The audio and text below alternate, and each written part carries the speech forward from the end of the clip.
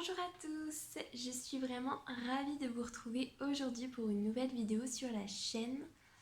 Alors normalement si tout va bien aujourd'hui nous sommes dimanche et donc pas du tout jeudi, mais avec le confinement et avec tout ce qui se passe, une deuxième vidéo dans la semaine, je pense que c'est pas si problématique que ça.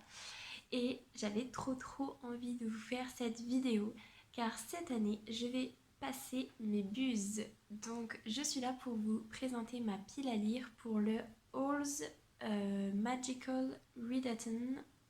Donc c'est un challenge pour passer ses buses qui a été créé par la booktubeuse Book Roast. Si je ne dis pas de bêtises, je vous mettrai le lien en barre d'infos. Donc pour ce challenge, déjà il va commencer le 1er avril et il va se terminer le 30 avril. Donc on a un mois. Et la première chose à faire, c'est de choisir un métier. Donc on a des fiches métiers. Et moi, j'ai choisi le métier qui s'appelle Care of Magical Children. Donc que je traduirais par garde d'enfants magiques. Parce que soin des enfants magiques, enfin ce genre là quoi. Donc en gros la garde et l'éducation des enfants jusqu'à ce qu'ils rentrent à Poudlard, donc avant 11 ans. C'est celui qui m'a tout de suite tapé dans l'œil, ça me faisait penser à ce que je fais dans la vraie vie, donc déjà ça me donnait trop envie. Mais pour pouvoir faire ce métier-là, il y a 8 matières à passer. Donc forcément 8 livres à lire. Je pense que c'est faisable, ça fait 2 livres par semaine sur un mois. Je pense que c'est vraiment faisable, mais avec le boulot qui... techniquement c'est du télétravail, mais bon, ça prend quand même beaucoup de temps. Je sais pas si je vais y arriver, mais je vais me motiver. J'ai trop envie d'avoir mes buses. Donc voilà. Et je vais vous présenter tout de suite quelle matière je dois passer et quel livre j'ai associé à chaque matière. C'est parti. Alors la première matière que je dois passer, c'est l'arithmancie. Pour valider l'arithmancie, il faut lire un livre qui sort de notre genre de prédilection. Donc, pour ma part,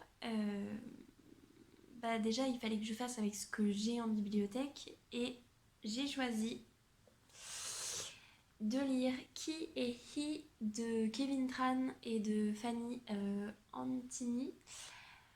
Donc qui est un manga et je ne lis jamais de manga. De base, je n'aime pas les BD, j'aime pas le côté image, dessin, planche, ça m'attire pas du tout. Et les mangas encore moins. Et celui-là en fait je l'avais acheté parce que à l'époque quand il est sorti je suivais énormément Kevin et Henry sur la chaîne du Rire Jaune et j'avais eu envie de les soutenir en achetant le manga que j'avais commencé à lire mais j'avais jamais continué parce que c'est le format manga et ça m'avait pas trop tenté. Donc là je me dis c'est l'occasion, c'est une petite lecture donc ça va aller assez vite. Je pense que ça peut être très drôle quand même. Et puis voilà quoi, ça, à mon avis ça peut être sympa. Et je ne l'ai pas dit mais c'est chez les éditions Michel Lafon. Alors, donc la deuxième matière que je dois valider c'est enchantement. Enfin en tout cas c'est comme ça que je traduis. Et il faut lire un livre qui a une couverture blanche. Donc c'était pas si difficile que ça finalement. Et j'ai choisi de lire enfin La bibliothèque des cœurs cabossés de Katharina Bivald. Et là je l'ai aux éditions J'ai lu. C'est pour moi, il rentre dans la catégorie parce que même s'il y a des couleurs, on est beaucoup sur une couverture blanche quand même. Et ce livre-là, je l'ai dans ma pile à lire depuis tellement longtemps. Ma mère veut tellement que je le lise. Et ma sœur, qui ne lit pas énormément, l'a lu. Et même elle m'a dit qu'il fallait trop que je le lise. Donc, faut que je me lance. Mais je sais pas pourquoi, j'ai jamais testé. Je sais vraiment pas pourquoi. Ce livre-là, je ne sais plus trop de quoi ça parle. Je sais juste qu'on doit avoir une bibliothécaire ou une libraire et ça va nous donner énormément d'idées de lecture. Et de ce que l'on m'en a dit, je crois que c'est assez drôle. Donc en période de confinement, je pense que rigoler un peu, ça peut être une bonne idée à mon avis. Et puis ça a l'air d'être relativement léger quand même. Donc avec le printemps qui arrive, ça me paraît être un choix judicieux. Voilà. Alors, la troisième matière que je dois passer, il s'agit de la défense contre les forces du mal. Et donc, cette année, il faut lire un livre qui se passe près de la mer ou de la plage. Donc, j'ai choisi, enfin, j'ai envie de dire, j'ai choisi 20 000 lieues sous les mers de Jules Verne. Je ne sais même pas pourquoi je réfléchis. Et donc je pense que c'est vraiment ça la collection. Je l'ai dans la collection Lire c'est partir. Donc je l'ai en toute petite version, donc c'est pas le texte intégral, hein, c'est un texte abrégé. Je l'avais récupéré justement à la période de Lire c'est partir. Donc c'est super bien parce qu'on a des livres, je sais plus, entre 50 centimes et 80 centimes. Donc ça valait trop le coup. Et je me suis dit que ça, avec des cycles 3, ça pouvait totalement le faire. Et puis moi qui n'ai jamais lu de Jules Verne, ça me permettait de me lancer dedans en n'ayant qu'une petite version, donc pourquoi pas. Et je ne l'ai jamais lu, mais finalement je me dis que là c'est l'occasion. Et en plus j'avais pas trop d'autres livres qui se passent à la mer ou à la plage, et je me dis que clairement 20 000 lieues sous les mers, ça doit rentrer parfaitement dans le thème. Donc voilà. Je n'ai pas du tout présenté 20 000 lieues sous les mers, mais je pense qu'il n'y a peut-être pas besoin quand même. Ensuite, je dois valider comme matière la botanique, et pour cette catégorie, il faut un livre dont le titre commence par la lettre M. Donc ça n'a pas été compliqué, hein, j'ai pris ma page, je suis allée à la lettre des M et puis j'ai choisi. Et je me suis dit que j'allais lire Ma vie, mon ex et autres calamités de Marie Vareille, que j'ai sur ma liseuse.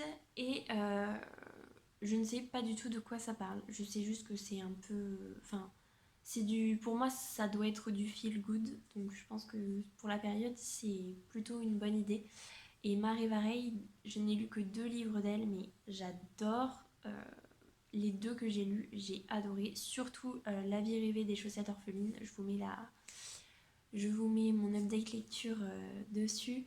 Dans le petit i, j'ai tellement adoré, et elle me surprend à chaque fois en fait. Je trouve que ça nous fait ressentir plein d'émotions, et c'est pas du feel good comment dire, où on s'attend à la fin. Le premier que j'ai lu, c'était Là où tu iras, j'irai. Et je m'attendais à la fin, une fin standard, et en fait, pas du tout. Donc ça m'avait fait plaisir de pas retrouver les schémas classiques d'un feel good ou d'une romance, ou quoi que ce soit. Et je m'étais dit que j'aimerais bien lire tous ces livres, mais je me suis jamais trop mise à la tâche, on va dire. Donc je pense que c'est pile poil le bon moment. Voilà. Cinquième matière que je dois valider, il s'agit d'histoire de la magie. Donc déjà, premièrement, l'histoire de la magie dans Harry Potter, c'est vraiment pas une matière qui m'attire plus que ça. Faut savoir que quand j'étais plus jeune, j'étais sur P12, et les cours d'histoire de la magie, ça me barbait comme pas possible. J'avoue que je faisais ça un peu à l'arrache, juste histoire d'avoir la moyenne et de valider mon année. C'était chiant comme pas possible. Sauf que là, le thème est plutôt sympathique, puisqu'il faut lire un livre qui parle de sorcières ou de sorciers. Donc là, j'avais plusieurs possibilités, et j'ai finalement décidé de lire Les Faucons de Ravera de Melissa Caruso, donc La sorcière captive, que j'ai ici aux éditions Big Bang. D'après le titre, je pense que ça parle de sorcières. On peut difficilement, je pense, faire plus sorcière que ça. Donc si je me souviens bien, on est dans un univers où les personnes qui ont des pouvoirs, lorsque ceux-ci se manifestent, on va leur attribuer un faucon qui va permettre de brider entre guillemets leur pouvoir et puis de leur apprendre à s'en servir. Sauf que notre héroïne, elle a essayé de passer entre les mailles du filet et du coup, le jour où elle utilise ses pouvoirs pour se défendre, il me semble, en fait, on va se rendre compte qu'elle a un potentiel énorme et que du coup, sans faucon, c'est un petit peu compliqué. Voilà pour celui-là. Je pense que j'ai pas besoin d'en dire plus, il rentre parfaitement dans cette catégorie. Sixième matière que je dois valider, il s'agit de l'étude des moldus et il faut que je lise un livre contemporain. Donc techniquement en fait j'aurais pu en mettre plusieurs que j'ai déjà dans ma pile à lire, mais je voulais vraiment en fait lire un livre par matière, ce qui me paraissait plus logique. Et j'ai décidé de lire Meilleurs ennemis, oui, Meilleurs ennemis de Sally Thorne. Donc je ne sais plus trop de quoi ça parle. Je sais juste que Moody en avait fait une super bonne critique, avait dit que c'était super bien. Et je l'ai pareil dans ma liseuse depuis beaucoup trop longtemps. Donc je pense que c'est le bon moment pour me lancer là-dedans. Voilà. Septième matière pour pouvoir valider mes buses, il s'agit des potions. Et donc pour pouvoir la valider, il faut que je lise un livre de moins de 150 pages. Et alors là, vous n'allez pas me croire, mais ça a été une galère pas possible parce que ben, je n'ai aucun livre de moins de 150 pages. En fait, même moins de 200 pages, j'ai pas réussi à trouver. Enfin, de livres que j'avais jamais lus. Et finalement, c'est mon chéri qui m'a dit mais en fait, on a celui-là que tu peux lire et que tu avais dit que tu lirais. Et effectivement, oui. Donc, ah, il est énorme. J'ai décidé de enfin me lancer dans Lovecraft avec L'Appel de Cthulhu. Donc là, c'est un livre illustré, hein, clairement. Je peux vous montrer peut-être de magnifiques planches. Je ne sais pas, tant qu'à faire. Est-ce qu'on a des planches magnifiques? Enfin, on peut dire ça. On est plutôt sur quelque chose d'assez beau. Donc, clairement, en fait, j'ai même pas regardé combien de pages il fait. On est sur un livre qui n'a pas de numéro de page, donc je vais pas m'amuser à les compter. Mais bon, quand on voit l'épaisseur, je pense qu'on est sur moins de 150 pages. L'avantage, c'est que il y a énormément d'illustrations, donc du coup, ça va aller assez vite à lire. Mais je sais pas si vous avez vu, mais le texte est écrit, mais minuscule. C'est un truc de malade. Donc, je pense qu'il va aller vite à lire, mais je pense que je vais m'exploser les yeux dessus. Enfin, bon, bref. Je vous avais pas du tout dit, mais on est aux éditions Bragellon, donc édition vraiment totalement magnifique. Je ne sais absolument pas de quoi l'histoire parle, à part qu'on va sûrement avoir Cthulhu qui est une abomination, je crois, de l'univers de Lovecraft. Et je sais que Lovecraft, c'est des ambiances très glauques, très particulières, très malaisantes. Et voilà, j'ai super envie de me lancer dedans. Donc voilà. Dernière matière pour ces buses, il faut que je valide la métamorphose. En tout cas, c'est comme ça que je traduis. Et dans le livre que je dois lire, il faut obligatoirement qu'il y ait une métamorphose. Donc, pareil, j'étais pas sûre parce que finalement, en fait, avant de lire un livre, on n'est pas... Enfin, on n'est pas forcément au clair sur savoir ce qui va se passer dedans au niveau métamorphose. Il y avait Grim Lovelace qui aurait pu rentrer dedans, mais je l'ai déjà lu, donc non. Mais, j'en ai un quand même. Il s'agit du tome 1 du Sorceleur, donc le dernier vœu de Andrzej Sapkowski. J'espère que je le dis correctement. Donc ici, je l'ai aux éditions Bragellon.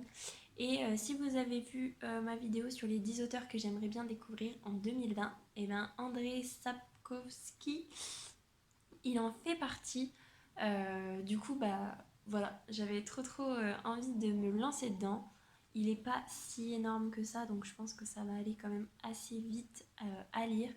Et celui-là, je suis sûre qu'il y a de la métamorphose dedans, puisque j'ai regardé la saison 1 de The Witcher, et dans le troisième épisode, je crois, on a un épisode sur la Strige, qui en fait est une jeune fille qui se transforme en Strige, et il faut faire en sorte de la retransformer en jeune fille. Je crois que c'est à peu près ça. J'ai un petit doute quand même. Enfin bon bref. Et j'ai demandé à mon chéri qui l'a lu et il m'a confirmé que l'histoire de la Strige faisait bien partie de ce premier tome. Donc c'est vraiment top. Et pour ceux qui ne connaîtraient pas, le sorceleur, c'est un sorcier, on va dire. Donc un être humain qui a muté, entre guillemets, pour devenir un sorceleur. Et pour pouvoir combattre les créatures obscures qui sont néfastes pour l'humanité, en fait. Donc voilà, j'ai adoré la série. Enfin, j'ai adoré la série avec quelques petites réserves. Mais du coup, ça m'a donné trop envie de découvrir l'œuvre écrite. Voilà. Voilà, je pense que cette vidéo est beaucoup trop longue. Mais bon, c'est tout. Je tenais trop à vous faire une vidéo sur ma palle. Ça faisait trop longtemps que j'avais pas fait de palle. Ça faisait trop longtemps que j'avais pas participé à un challenge commun, entre guillemets. Et du coup, ça me fait trop plaisir de me relancer dans un challenge. Je suis même un peu frustrée, entre guillemets, de devoir encore attendre une semaine et demie. Parce que là, je vous tourne cette vidéo, on est samedi 21. Donc en fait, il va falloir que je sois patiente et que je gère mes lectures pile poil pour pouvoir être opérationnelle au 1er avril. Mais bon, ça va le faire. Du coup, cette vidéo est maintenant terminée. J'espère qu'elle vous aura plu. Si c'est le cas, n'hésitez pas à mettre un petit pouce dans les airs, à vous abonner ou à venir papoter en commentaire. Ça me fera énormément plaisir. Sur ces bonnes paroles, je vous souhaite une très belle semaine, de très belles lectures et je vous dis à mercredi.